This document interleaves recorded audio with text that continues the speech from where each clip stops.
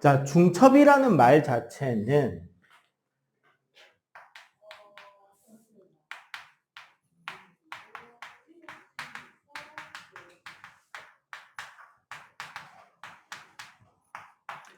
매질의 어떤 특정 위치 혹은 어떤 영역에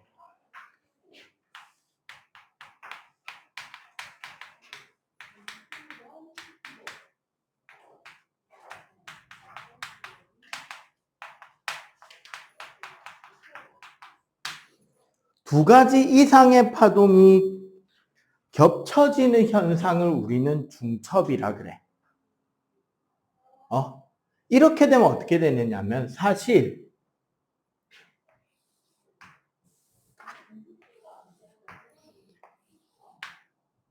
우리 파동에 이런 위상이라는 개념이 있단 말이에요.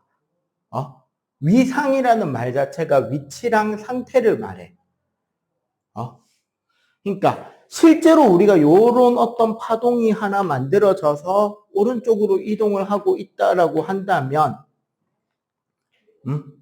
얘네들의 실제적인 개념은 뭐냐면 원래 이 기준점에 있어야 되는 각 매질의 위치가 플러스 방향 혹은 마이너스 방향의 변위를 가지고 있는 거야. 위치가 변했다라는 거죠. 그리고 얘네들이 만약에 오른쪽으로 이동을 한다. 그러면 잠시 뒤에 이 각 매질의 위상은 이렇게 그려질 거 아니야. 그지? 근데 이때 주의할 건 뭐냐면 각 매질 얘를 횡파라고 보기 때문에 얘는 내려온 거예요. 여기는 이제 이렇게. 그럼 요 지점들은 올라간 거지. 여기서부터는 여기는 계속 올라가서 이런. 그러면 그 다음 요 부분들은 아래쪽으로 위상이 변하고 있는 거죠. 이렇게 위치가 변위인데 위상이랄 때 위치 개념 자체가 변위인데 자 이렇게 겹쳐지게 되면 나타나는 게 간섭. 간단하게 말 간섭이란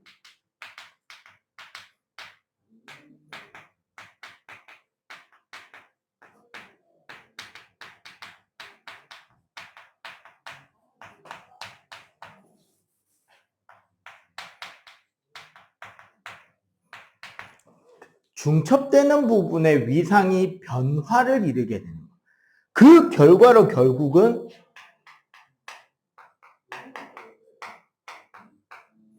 진폭이 변화하게 되는데 이거를 간섭이라. 무슨 소리냐? 봐봐. 여기에 변이 5짜리 펄스 하나. 펄스라는 거는 연속적으로 계속 출렁출렁하면서 퍼져나가는 거는 파동이라고 하고 보통 반파장짜리 일회성 진동을 펄스라 그래요. 자, 여기는 3짜리 펄스가 있어.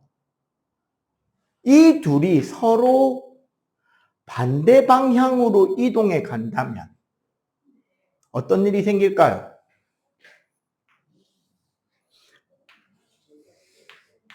3짜리와 5짜리가 딱 겹쳐지는 순간이 생기겠지. 이렇게 겹쳐지면 어떻게 된다? 진폭이 8짜리가 됩니다. 변이가 벡터 합이 되는 거야. 즉 봐봐. 같은 부호 위상인 두 점이 겹치면 진폭이 어떻게 된다? 증가했죠. 그 말은 뭐다?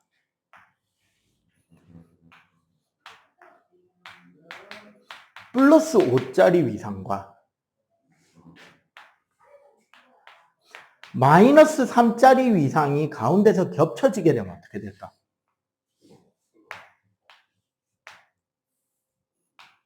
이렇게 겹쳐진다고 생각. 여기는 플러스 5고 여기는 너무 길게 그렸네. 마이너스 3이야. 이 둘이 겹쳐지면 어떤 위상을 가지게 된다? 벡터합이라 그랬으니까 얼마짜리가 만들어질까요? 플러스 5랑 마이너스 3이니까. 아니지, 더하면 돼. 플러스 2짜리가 나오는 거야. 그냥. 요렇게 겹치면서 진폭이 벡터 합. 그냥 더하면 되잖아. 요렇게 하나로 합쳐져요. 이렇게 해서 진폭이 변화가 될 때 벡터 합의 형태로 변하는 걸 우리는 간섭이라 그래. 그런데 이렇게 하나로 합쳐진 뒤에 어떻게 될 것인가요? 한 덩어리로 합쳐진 뒤에 어떻게 될까요? 어떻게 될 것 같아? 정답은 뭐냐면요. 합쳐진 뒤에 그냥 플러스 3짜리랑 플러스 5짜리는 그냥 지각게 갑니다. 정확하게 표현하면 합쳐진 게 아니라 어떻게 된 거라고 보는 게 맞다? 겹쳐진 거예요. 겹쳤기 때문에 일시적으로 진폭의 변화, 벡터 합이 나타나지만 각자 제 갈 길 갑니다. 그럼 얘는 어떻게 된다? 네, 마이너스 3짜리 1로 갈 거고요. 플러스 5짜리는 계속 1로 갈 거예요. 각 파동 혹은 펄스는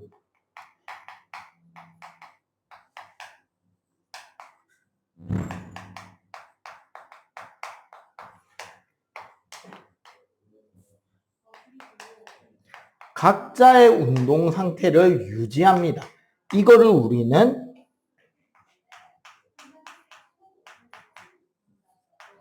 파동의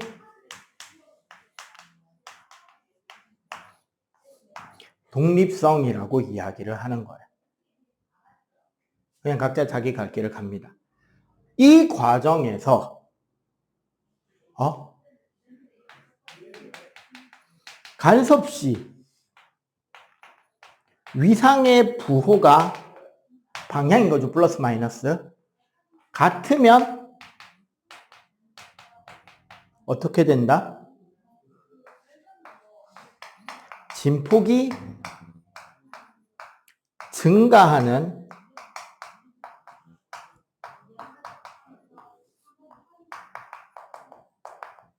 보강 간섭이 일어나고 간섭시 중첩에 의한 간섭시 위상의 부호가 반대가 되면 진폭이 어떻게 된다?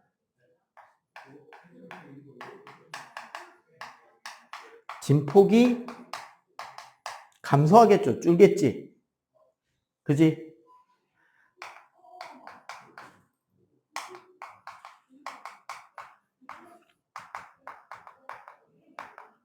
진폭이 줄어드는 상세 간섭이 일어나게 됩니다.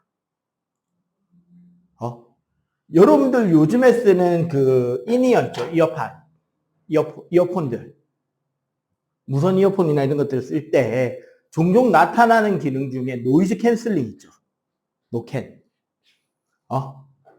그게 전형적인 상세 간섭이에요. 정확하게는 어떻게 만들고 있는 거냐면 이어폰 자체에 마이크가 들어있어요. 소형 마이크가. 그리고 자체 내장 프로그램이 있어. 어떻게 하느냐? 바깥에서 들어오고 있는 소리 있지. 걔를 마이크로 캐치해서 자체 내 칩으로 얘의 위상 아래 위를 정확하게 뒤집은, 밖에서 들어오는 잡음의 위상 아래 위를 정확하게 뒤집은 파동을 만들어서 이어폰에 같이 틀어주는 거야. 크기를 조절해서.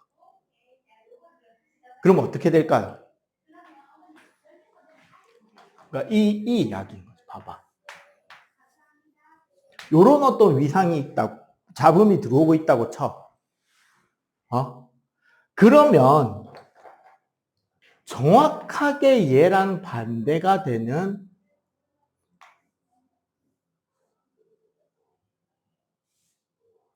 요런 잡음을 딱 틀어버리면 어떻게 될까? 정확하게 180도 뒤집은 거를 같이 틀어주면. 간섭이 중첩이 돼서 간섭이 일어나면 그 결과값이 어떻게 된다? 뚜 돼버리겠지. 맞지? 그럼 밖에서 그 소리가 들어온다, 사라진다? 사라지는 거야. 옛날에 음반이나 이런 것도 우리나라에 뭐 가수들 CD나 정규음반, 플랭스 음반 같은 거 하면 꼭 같이 넣어주던 것 중에 뭐가 있냐면 MR이라는 게 있어요.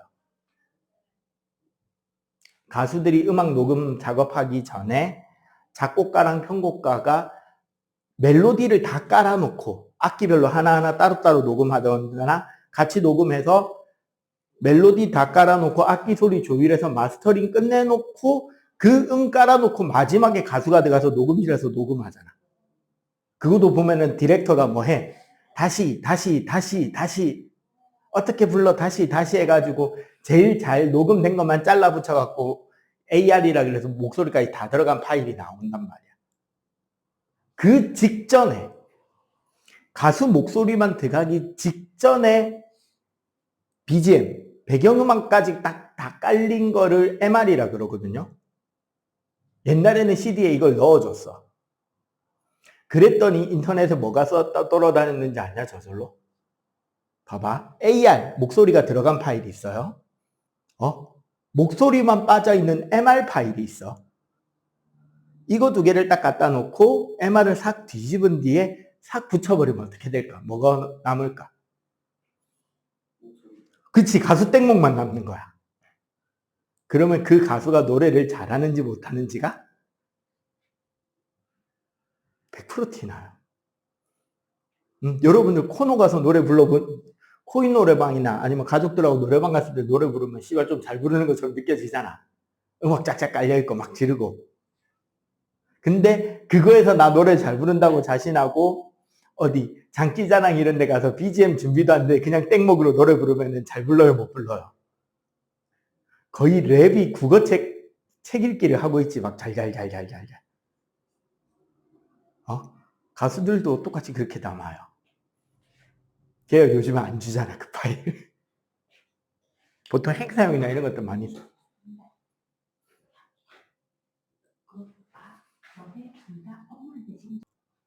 자, 요런 것들이 이제 상세 간섭을 이용. 그럼 보강 간섭을 이용하는 건 뭐가 있을까요? 전자레인지 같은 거. 전자레인지는 전자파를 이용해서 음식 안에 있는 물 분자 진동을 보강 간섭시키거든요. 전기장을 플러스 마이너스를 때리면 물 분자가 막 왔다리 뒤집어 정방향 뒤집고 정방향 뒤집고 정방향 뒤집고로 계속 빨라진단 말이에요. 그럼 입자 진동이 활성화되니까 그 음식물의 온도가 어떻게 된다? 올라가는 거예요. 물을 데피는 거예요, 사실은. 그래서 수분이 아예 없는 음식은 전자레인지로 안 데펴져요. 이런 것들. 아니면 여러분들 그네타기나 널뛰기 할 때 어떻게 박자에 맞춰서 뛰면 높게 뛰어지지. 특히 친구들하고 어릴 때 키즈 카페 가가지고 그 트램벌린 탈 때, 그 봉봉 팡팡 등등으로 부르는 그 트램벌린 탈 때 어떻게 친구 한 명 보낼 수 있잖아. 친구 옆에서 폴짝폴짝 뛸 때 같은 박자로 같이 밟아주면 어떻게 돼? 그 가운데 밟힌 녀석 어떻게 돼요? 하늘로 날아가 버리죠. 더 위험한 거. 엇박으로 밟으면 어떻게 돼? 안 튕기고 그냥 허리하고 무릎 나가잖아요. 이런 것들도 다 보강 상세 간섭이에요. 그리고 이 간섭이 어떻게 된다? 파동에서 겹치게 되면 대단히 다양한 형태로 나타나진다는. 지난 시간에 앞에 파동 기본 개념을 너희들 시험 휴강 들어가기 전주에 했습니다만 제일 끝날 때쯤에. 그래서 여기부터 들어가는 거예요. 일단 요거 필기하고 빛의 간섭문이 나타나는 것부터 계속 이야기해 갈게요. 자, 빨리 정리.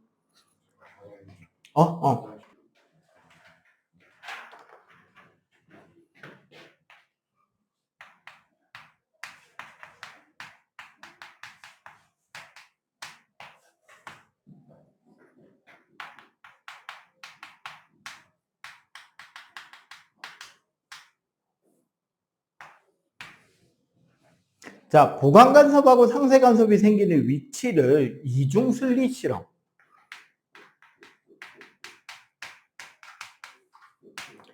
두 개의 파원으로 이루어진 경우에 대한 이야기입니다. 이제 이중 슬릿이라는 건 뭐냐면, 자, 광원에서 일정한 거리에, 중점에서 양쪽에 일정한 거리에 두 개의 구멍을 뚫어요. 그럼 어떻게 되느냐? 봐봐. 요 거리랑 같겠지. 맞지?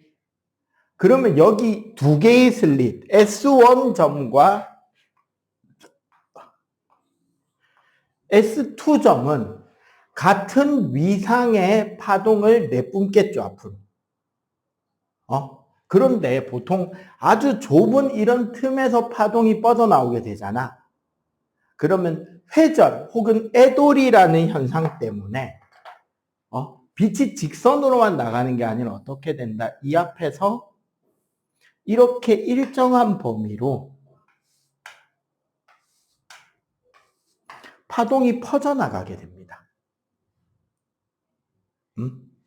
마치 구면파처럼 이렇게 파동이 퍼져나가게 되는데,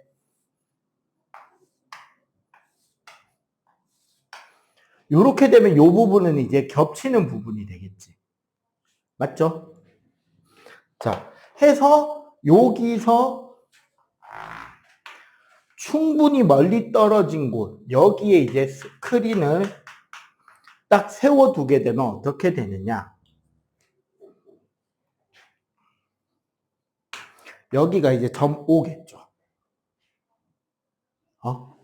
그럼 우리가 대칭이 되기 때문에 뭐가 된다? 선분 S1O랑 선분 S2O는 같은 거리가 되겠지. 맞지? 요렇게 되는데, 예를 들어 여기에 어떤 점 P가 있다고 칩시다. 저기에 점 P가 있다고 할 때, 자, 요거를 봐야 돼요.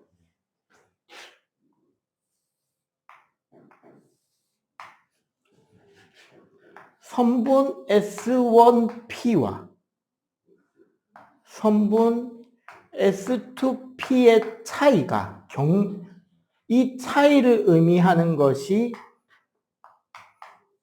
델타 값, 경로차라요. 경로차라는 개념이 되는데, 요거는 같으니까 봐봐. 5점에서는 경로차가 얼마가 되겠냐? 0이겠죠. 맞지? 이 경로차 값을 계산했을 때, 이 경로차 값이 반파장의 짝수배가 되는 지점과 반파장의 홀수배가 되는 지점이 나온단 말이야. 단 M은 정수.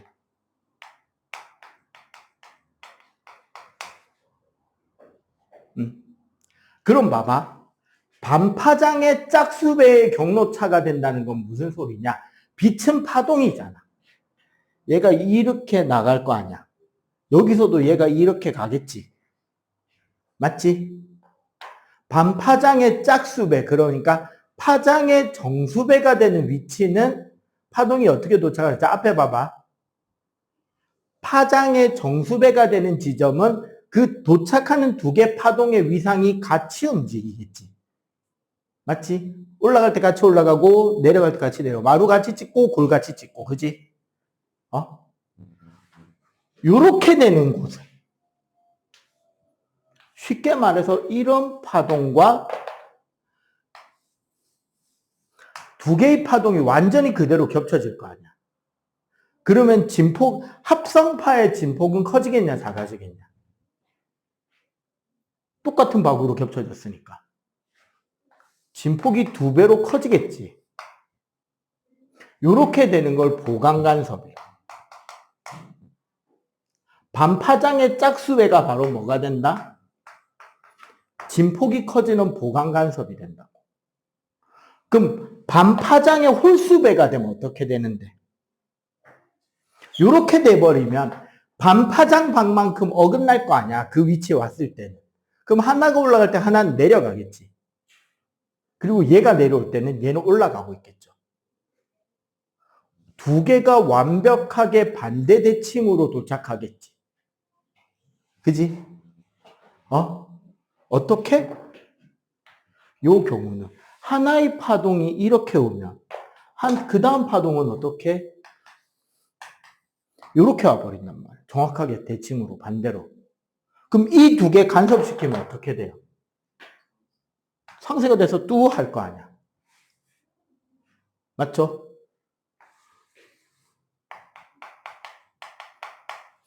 근데 이거를 빛으로 쓰잖아? 이렇게? 그럼 어떻게 된다? 밝다. 예를 들어 P점이 밝다. 그럼 요 위에도 한 군데 더 밝다. 요 밑에도 밝다. 밝다가 나오는데 그 사이사이에 어둡다, 어둡다, 어둡다, 어둡다가 나오겠죠. 빛이, 그러니까 쉽게 말해서 밝은 곳은 무슨 간섭이 일어난 곳이다? 밝은 곳이 보강, 어두운 곳이 상쇄 간섭이 일어난 곳이고. 이해가 돼? 그 위치가 뭐냐면 얘가 m = 0의 보강인 거야. 그러면 얘는 m = 0의 상쇄가 돼요. 여기도 m = 0의 상쇄인 거야. 그럼 그 다음에 요 둘은 m = 1의 그 다음에 요 두 개가 m = 1이 되는가. 그럼 그 다음에 또 밝은 어두운 게 m = 2의 값에서 보강 상쇄가 일어나는 포인트가 되겠죠. 그지? 그리고 실제 올해 이렇게 되고 올해 지금 고2들 물리학 시험 치는 아이들 학교 시험 문제로 제일 많이 물어보게 되는 것 중에 하나가 뭐냐면 보강 간섭에서 그 다음 보강 간섭 사이의 거리. 우리 책에 보면 이거 간섭 무늬가 나와 있어. 한 바닥 더 넘겨봐봐. 여기 요거 16쪽에 그림 봐봐. 밑에 여기 16쪽 그림 보강 상쇄 보강 상쇄잖아. 밝은 무늬와 그 다음 밝은 무늬 사이의 간격 뭐?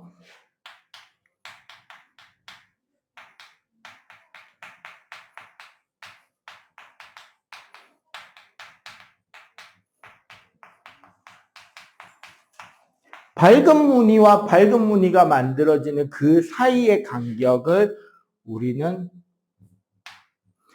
델타 X라 그러는데 경로차 X 아닙니다. 이거는 그냥 델타 X를 묶어서 하나로 보는 거야. 그 간격 값은 D분의 L 람다예요. 자, D는 뭐다? 슬릿 거리예요. S1, S2 사이 거리. 여기가 D야. L은 슬릿에서 스크린 사이 거리가 L이에요. 그럼 봐봐. 문제에서 제일 중요한 포인트는 여기가 되겠죠. 바로 어디? 요거.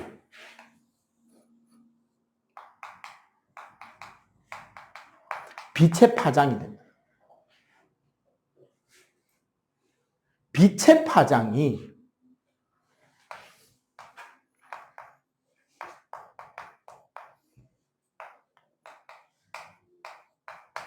빨간색과 보라색, 우리 가시광선 영역에서 빨간색 쪽으로 올수록 파장이 증가합니다. 보라색 쪽으로 갈수록 파장이 감소해요. 대신에 보라색 쪽으로 갈수록 진동수가 증가하고 빨강으로 올수록 진동수가 감소한단 말이야. 그러니까 거기 봐봐. 똑같은 슬릭 간격에서 빨간색이랑 파란색 쪽에 누가 더 촘촘하게 선이 나타난다? 파란색이죠. 왜? 파란색은 파장이 작으니까 간격도 작아지겠지. 슬릭 간격은 여기 S1, S2 사이의 틈은 작으면 작을수록 넓게 나타나고 크면 클수록 작게 나타나죠. 알겠어요? 요 부분이 제일 문제에 많이 나오고 있다라는 거예요. 올해. 지금 내신 시험에. 고2. 자, 일단 요 부분. 이중 슬립 관련되는 부분이니까 요거 쭉 일단 정리 한번 해 주시기 바랍니다.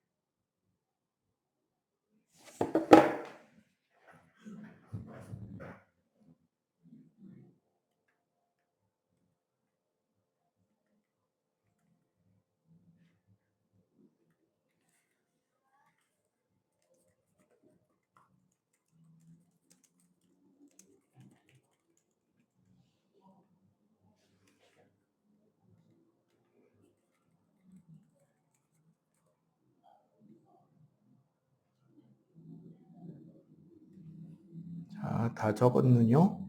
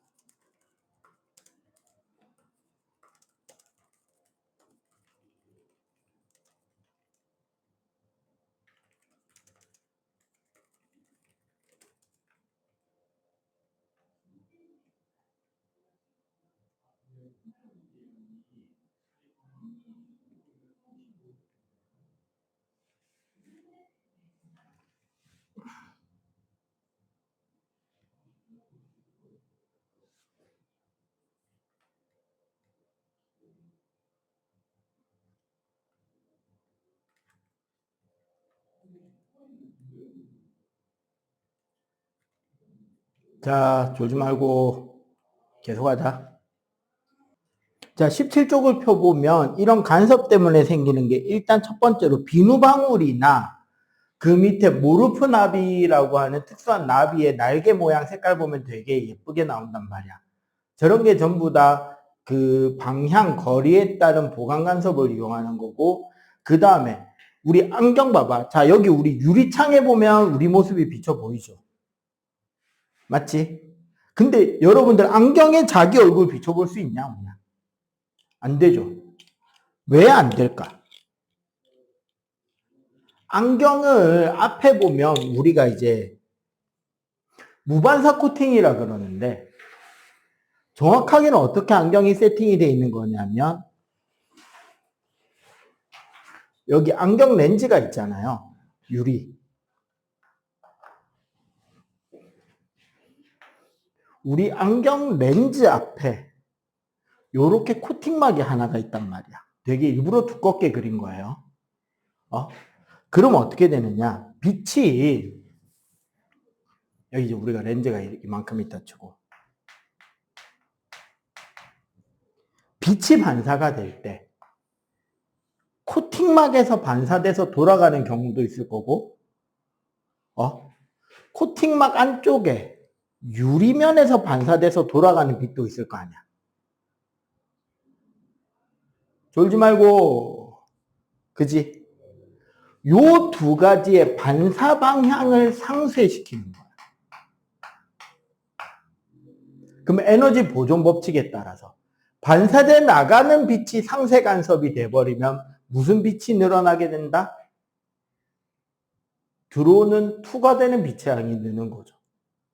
이러면 우리 일반적인 안경알이 되는 거야.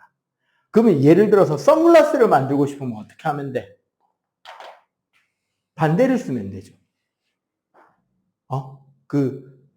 선글라스 보면 앞면이 특히 막 거울처럼, 유리처럼 반짝반짝거리는 거 있잖아요. 아니면 요즘에 자동차, 그 틴팅, 우리 썬팅이라 그러죠. 그것도 보면 밖에서 보면 막 거울처럼 반짝반짝거리는 것들 많잖아.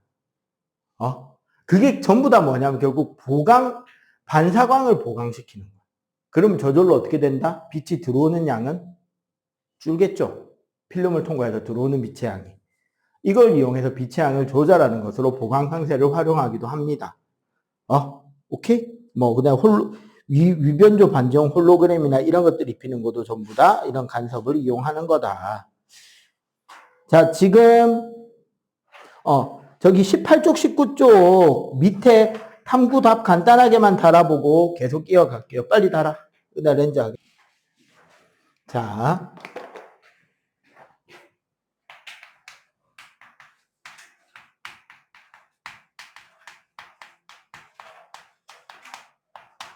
자, 굴절에 대한 이야기예요.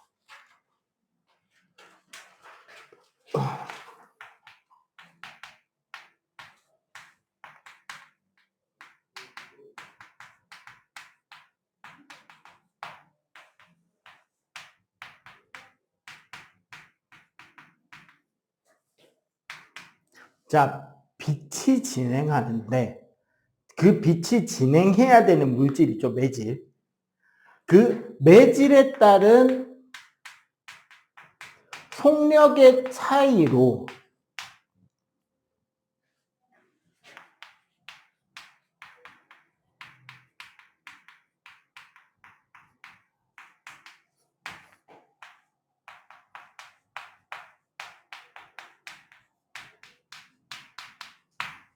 그 매질의 경계에서 빛의 진행 경로가 꺾이게 되는데 이걸 우리는 굴절이라고 합니다. 그러니까 정확하게는 더 짧은 시간이 걸리는 경로로 꺾인다라고 보시면 돼요. 옛날에 영재학교 문제로도 나온 적이 있는데, 그러니까 요런 거야, 개념은. 자, 여기는 우리 모래사장이고 여기는 물이에요. 여기가 출발점이야. 여기가 도착점이야. 어느 경로로 뛰는 게 가장 짧은 시간에 갈 수 있느냐. 대신에 모래사장에서 뛰는 속력은 물에서 뛰는 속력보다 훨씬 더 빠르다고 치면. 첫 번째 생각. 그냥 드립다 직선으로 뛰는 방법. 두 번째 방법. 물을 가장 짧은 거리로 뛰고 모래사장을 더 뛰는 방법. 그리고 사실 이게 답이 되는데 이 둘 중간 어딘가에서 경로를 꺾는 방법이 있다는 거예요. 실제로는 요 경로,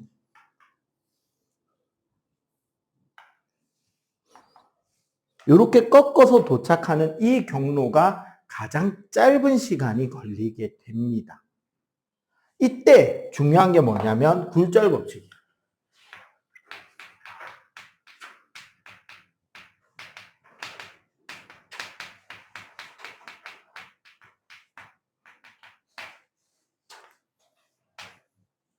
자, 공기와 물의 경계에서 자, 잠깐 미리 이야기를 하자면 여기서 속력의 차이가 생긴다 그랬잖아. 매질에 따라.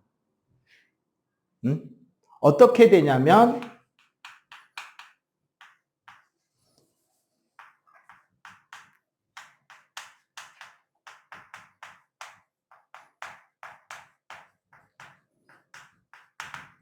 진공에서 광속이 가장 빠르고요.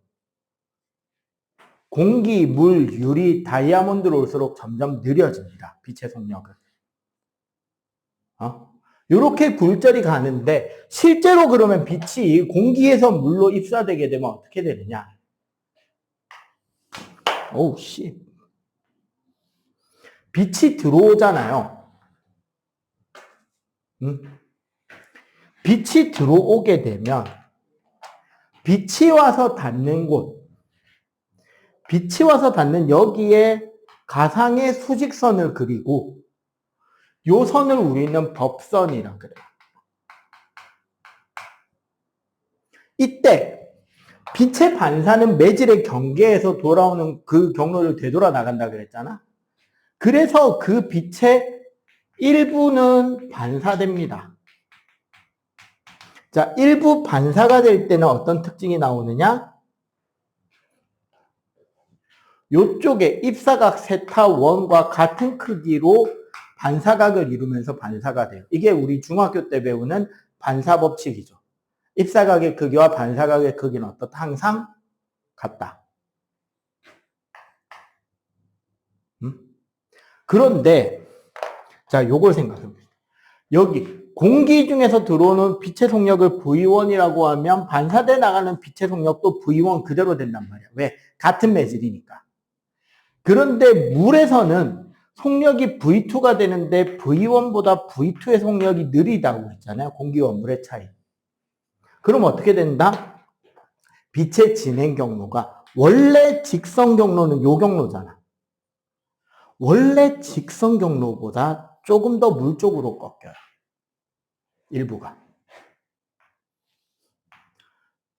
요쪽으로 이렇게 꺾여 나가는데 이때 요쪽 각, 여기를 굴절각이라 그래서 세타 2.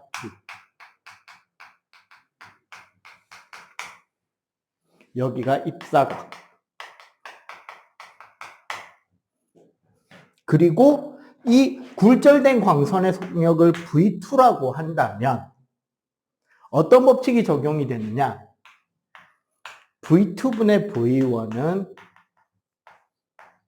사인 세타 2분의 사인 세타 1이 돼요. 뭐다? 속력의 비와 입사각 굴절각의 사인 값의 비가 어떻게 똑같게 나온다는 것이 굴절 법칙 혹은 이걸 정리해서 발표한 과학자의 이름을 비워서 스넬 법칙이라고 합니다. 오케이? 그리고 굴절률이란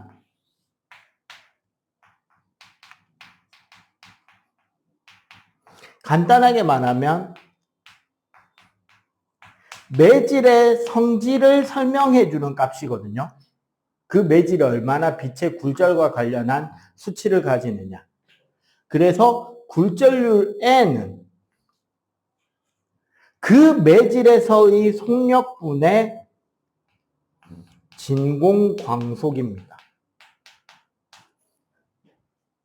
그러면 당연히 모든 경우에 가장 빠른 곳이 진공광속 C란 말이야. 그럼 얘는 당연히 분모는 분자보다 작을 거 아니야. 1보다 크거나 같은 값이 되겠죠? 굴절률이 1인 매질이 진공일 거고. 그지? 공기까지는 물리학 1에서는 공기까지는 n = 1 취급해 줍니다. 거의 1에 근사해요. 다이아몬드 같은 경우는 거의 2 정도 돼요. 굴절률이. 그러면 한마디로 다이아몬드에서는 빛의 진행 속력이 공기나 진공에서보다 절반밖에 안 나오는 거야. 훨씬 느리다는 거죠. 매질에 따라서 빛의 진행이 달라지고 그것 때문에 꺾이는 정도가 달라진다. 그럼 여기 보면 특히 뭐다? 굴절률과 속력은 반비례 관계죠. 그지?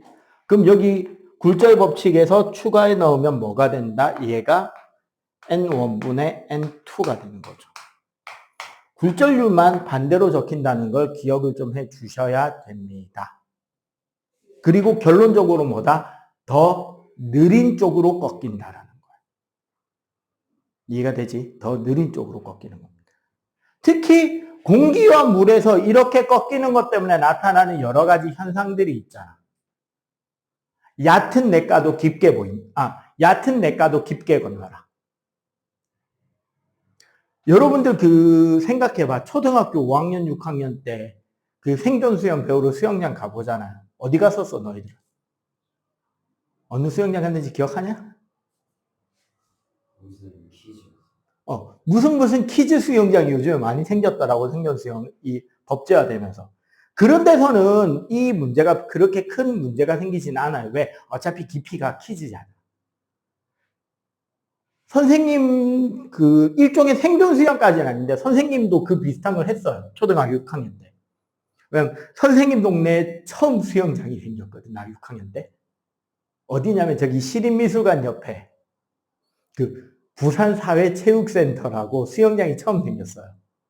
소민용 풀장은 1m 70cm인가 깊이가 나오고, 깊은 데는 2m. 애들용은 80cm, 70cm짜리 유아용 풀장 하나 있고, 25m짜리 풀인데. 야, 생각해봐. 키가 이제 150, 160쯤 돼가는 초등학교 고학년들이 80cm짜리 일어서면은 배꼽까지도 물이 안 오는 데서 놀고 싶겠냐? 근데 옆에 성인용 수영장은 이렇게 밖에서 보면 물이 깊어 보인다, 얕아 보인다? 안 깊어 보이죠? 그래서 거기 안전요원과 담임 선생님 눈을 피해서 뭐 한다? 은근슬쩍 성인용 수장에 몸을 던지는 새끼들이 있지. 장난치다 미끄러진 척 하면서. 그래서 한 명, 두 명 뛰어들면 컨트롤이 안 되고 여기서도 놀 수 있겠거니 하는 욕심에. 왜 그렇게 얕아 보이냐면 실제 이거예요. 봐봐. 여기 물이 있죠? 여기 수영장 바닥이 있을 거 아니야. 그럼 빛이 어떻게 나온다? 올라온 빛이 요 경로가 아니라 이 경로로 꺾여서 여기에 서 있는 우리 꼬꼬마들 눈에 들어온다는 거야. 물론 이렇게까지 심하게 꺾이진 않아요.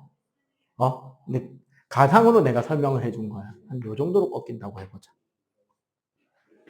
그럼 밖에서 보이는 수영장 깊이는 어디로 보이냐면 여기처럼 보이는 거야. 실제로는 여기인데. 우리 물고기나 그런 것들도 훨씬 위에 떠 있는 걸로 보인단 말이야. 물속에 있는 물고기. 그래서 여긴 줄 알고 들어갔다가 발이 다닌다, 안 다닌다? 안 다닌다. 이 외에도 우리 빛의 굴절의 가장 대표적인 예는 신기루 사막에서 일어나는. 뭐냐면 이렇게 이제 사막이 있죠? 반대편에 어떤 깃발 같은 게 하나 꽂혀 있다고 생각해 보자.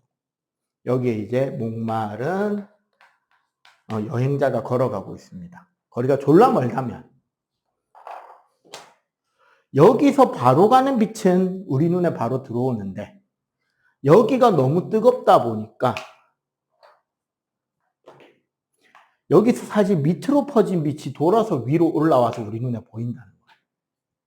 그럼 우리는 이렇게 빛이 휘어진다는 걸 인식할 수 있어요, 없어요? 없단 말이야. 그럼 우리 눈에는 뭐가 보이느냐? 여기에 마치 물에 반사된 것처럼 흔들흔들거리는 깃발의 상이 하나 더 보이는 거예요. 그러면 우리는 무슨 생각을 해? 여기에 뭐가 있는 것처럼? 연못이나 호수가 있는 것처럼 보이겠지. 아싸 물이다 하고 물 해서 가면 갈수록 어떻게 돼? 호수는 계속 도망가죠. 이게 어떻게 된다? 돼지는 거야. 이건 실제로 이 동네에서도 볼 수 있습니다. 언제? 한여름에. 한여름에 우리 학원 앞에 도로에 딱 나가가지고 어디를 보냐면 차 별로 없을 때 저기 종합운동장 지하철역 쪽을 보면은 아스팔트 도로에 물 고인 게 보여요. 실제로 거기 물이 있다 없다? 없죠. 아지랭이 올라오는 그게 보이는 거야. 그게 신기루입니다. 오케이? 이런 것들 때문에 이렇게 굴절이 되고 굴절될 때 파장이나 이런 것들이 같이 바뀝니다. 요건 이제 같이 기억해 주시면 좋을 것 같아요. 자, 요거 빨리 필기. 자, 그리고 이번 개정 교과에서 이제 바뀐 게 오목 렌즈가 물투로 날아가 버렸습니다. 즉, 우리는 볼록 렌즈 이야기만 하면 돼요.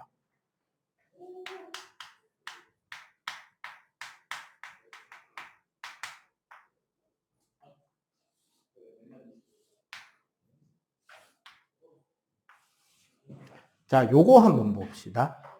결국 우리가 볼록 렌즈라고 하는 것은 빛을 모아주는, 즉 수렴형 렌즈를 말하는 거예요. 기본적으로 광축에, 요 가운데 선을 우리 기준적 광축이라 그러는데, 광축에 나란하게 들어오는 빛들은, 광축에 대해서 나란하게 들어오는 빛들은 반대편에 우리가 초점이라고 부르는 그 한 점으로 모여지게 되고요. 우리는 요 지점을 점 F, 여기서 요까지를 초점거리, 소문자 F라고 표현합니다. 그러면 봐봐. 여기서 소문자 F만큼 떨어져 있는 여기를 마이너스 F, 이제 역초점이라고 부르면 역초점에 광원을 두게 되면 어떻게 된다? 여기서 사방팔방으로 뻗어나가는 빛은 그 렌즈를 지나서는 나란하게 가는 빛으로 그려지는 거예요. 한마디로 나란하게 들어온 빛은 초점에 모이고 초점에서 나온 빛은 나란하게 보낼 수 있는 빛을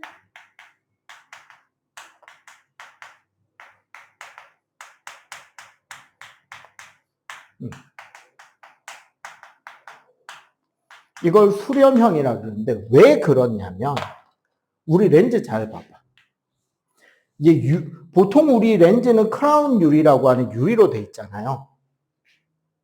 그럼 빛이 나란하게 진행한다고 할 때 여기가 더 많이 늘어져, 여기가 많이 늘어져, 여기가 많이 늘어져. 유리에서 더 느려지기 때문에 가운데를 지나는 게 훨씬 더 느려지잖아. 맞죠? 그래서 요 가운데를 느림으로 볼 때 느린 쪽으로 빛이 굴절돼서 모인다라고 생각하시면 돼요. 오케이? 그래서 원래 우리가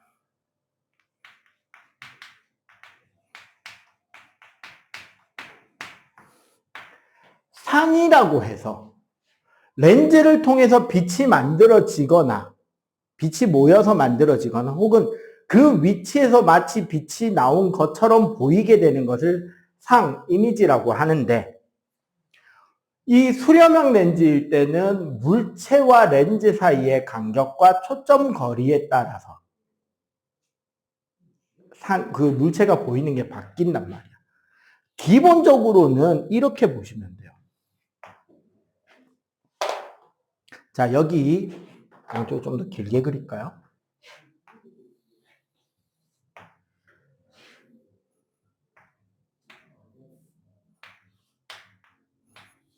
반대편에 더 길게 내려야 되는구나. 자, 거울 가운데 점을 점 M이라고 하고,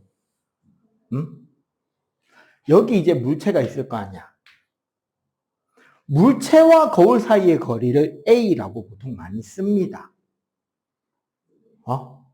이때, 자, 기본적으로 이렇게 보시면 돼요. 가장 기본이 되는 선은 두 개거든. 요 끝에서, 물체 끝에서 광축에 나란하게 입사하는 빛. 하나. 그리고 물체 끝에서 거울의 중점 M을 향해 가는 빛 하나. 요 두 개를 기본으로 봐. 원래는 하나가 더 있어야 돼요. 뭐가 있느냐면, 만약에 초점이 여기 지금 마이너스 F가 있는데 초점 밖에 물체가 있는 경우도 있잖아. 초점 밖에 물체가 있는 경우는 어떻게 되냐면 여기서 초점을 먼저 지나는 빛도 하나가 생기는 거야. 이해가 돼요? 여기서 간다면 초점을 먼저 통과하는 점, 빛, 렌즈 중점을 통과하는 빛, 렌즈에 나란하게 들어가는 빛, 요 세 개를 그리는 거야. 그럼 어떻게 된다? 지금 요만큼이 초점이니까 여기 F. 자, 나란하게 들어온 빛은 반대편의 초점을 지나가게 되고요. 물체 끝에서 중점을 지난 빛은 그냥 직진합니다. 자, 그러면 요 위치를 기준으로 생각해봐. 여기서는 반대편 초점을 지나서 날아가고 여기서는 렌즈 중점을 지나면 요 두 빛은 여기선 간격이 멀어지지 모여지지 못하죠. 그럼 어디서 모여?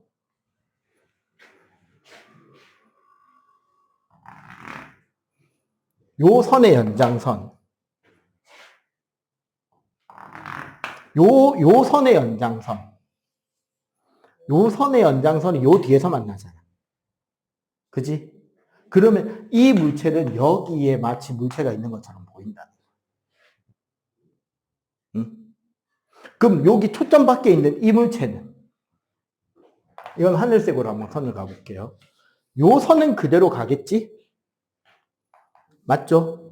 그리고 여기서 렌즈 중앙을 지난 이 빛은 여기 와서 만날 거 아니야. 그죠? 그러면은 여기서는 여기에 물체가 있는 것처럼 보이게 된다는 거죠. 이게 더 멀어지면 여기에 물체가 있는 걸로 보이겠죠. 맞지? 자,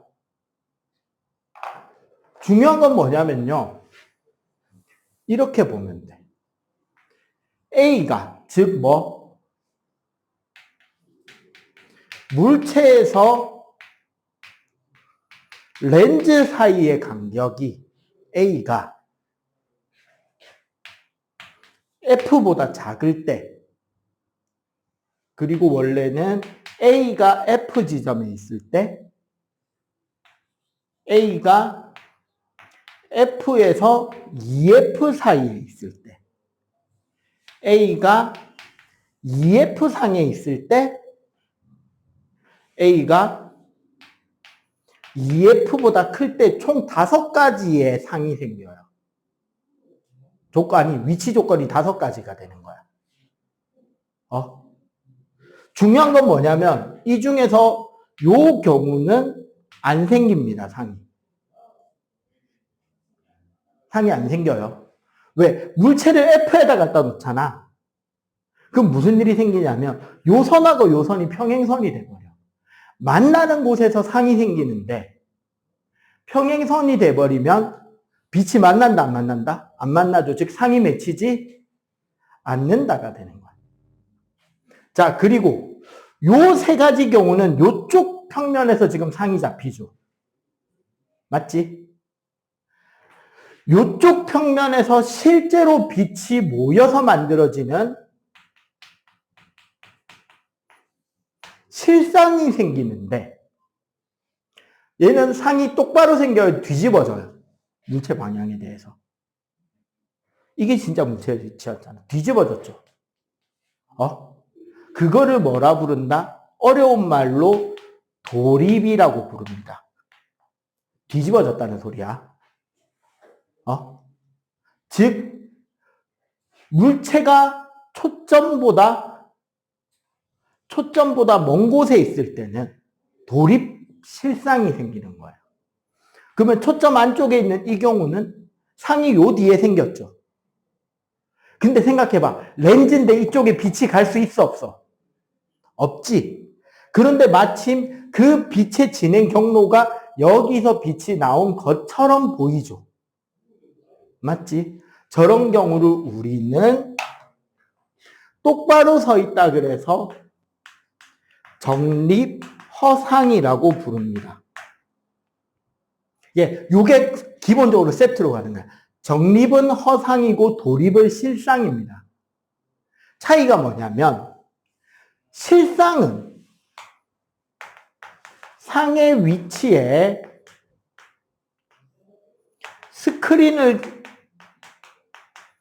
두면 거기에 스크린을 두면 스크린에 상이 맺혀요.